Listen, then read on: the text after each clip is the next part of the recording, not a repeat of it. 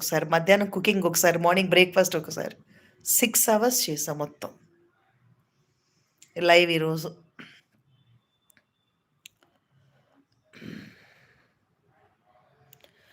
Mini monetisation అయిపోయింది. Dollar symbol కనబడుతుంది గదా!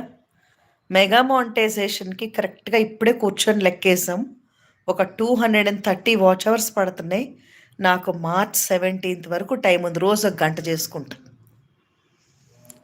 ఫిబ్రవరి 15థ్ టు మార్చ్ 15థ్ వరకు రోజొక 1 అవర్ చేస్తా. 250 వాచ్ అవర్స్ కవర్ అవుతాయి.